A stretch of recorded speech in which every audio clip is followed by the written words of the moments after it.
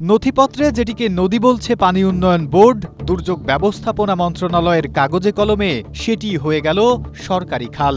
আর এই জাদুকরী রূপান্তরের পেছনে লুকিয়ে আছে লাখ লাখ টাকার হরিলুটের গল্প।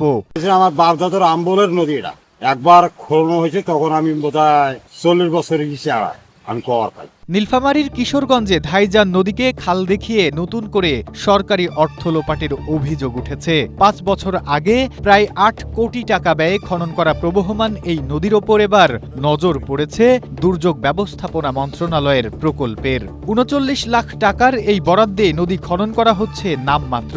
নিয়ম ভেঙে এক্সকাভেটর দিয়ে তলদেশ কাটার ফলে কাজ শেষ না হতেই ধসে পড়েছে পার, যা স্থানীয় মানুষের নদী ভাঙনের ঝুঁকি বাড়িয়ে দিচ্ছে।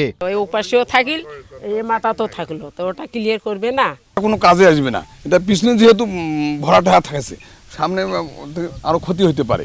কাজে পুরোটা যদি খনন করা হয় তাহলে আমাদের কাজটা ভালো হবে। জলঢাকা দড়িভিজা বিলাঞ্চল থেকে উৎপন্ন ধাইজান মূলত একটি প্রবহমান নদী, যার গড় প্রস্থ প্রায় 50 মিটার। জাতীয় নদী রক্ষা কমিশনের নির্দেশনা অনুযায়ী কোনো নদীকে খালে রূপান্তর করার আইনি সুযোগ নেই। অথচ দুর্যোগ ব্যবস্থাপনা ও ত্রাণ মন্ত্রণালয়ের নতুন প্রকল্পে নদীটিকে সরাসরি খাল হিসেবে উল্লেখ করা হয়েছে। সৈয়দপুর পানি উন্নয়ন বোর্ডের তথ্য মতে 2018-19 অর্থ বছরে 8 কোটি টাকা ব্যয়ে প্রায় 29 কিলোমিটার দীর্ঘ এই নদীটি পুনর্খনন করা হয়েছিল।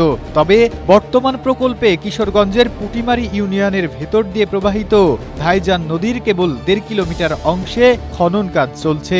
পুরো নদী বাদ দিয়ে নির্দিষ্ট এই অংশে প্রকল্পের কার্যকারিতা নিয়ে প্রশ্ন তুলেছেন খোদ প্রকল্প কমিটির সভাপতি।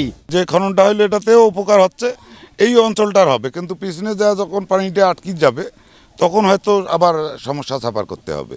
প্রান্তিক মানুষের কর্মসংস্থান ও সেচ সুবিধা বাড়াতে সরকারের এই কর্মসূচি হলেও তা ব্যাহত হচ্ছে স্থানীয় সিন্ডিকেটের কারণে। পানি উন্নয়ন বোর্ড স্পষ্ট জানিয়েছে তাদের নথিতে এটি নদী এবং 5 বছর আগে প্রায় 8 কোটি টাকা ব্যয়ে এটি খনন করা হয়েছিল।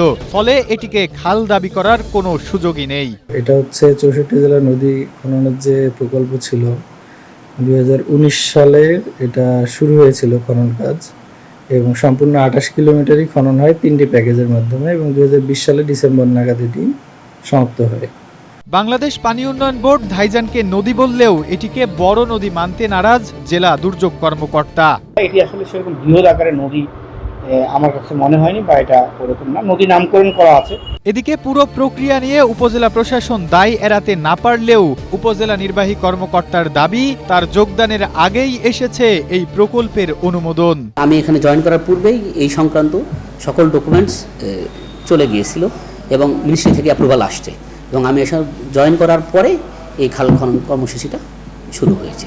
নদীকে কাগজে কলমে খাল দেখিয়ে এমন খণ্ডিত খনন কাজের বৈধতা নিয়ে প্রশ্ন উঠেছে খোদ সরকারি 2 দপ্তরের মধ্যেই। নদী রক্ষা কমিশনের নীতিমালা মেনে সরকারি অর্থের এই অপচয় রোধে সংশ্লিষ্ট কর্তৃপক্ষ মাঠ পর্যায়ে কার্যকর তদন্ত করবে, এমনটাই প্রত্যাশা স্থানীয় নদীপাড়ের মানুষের।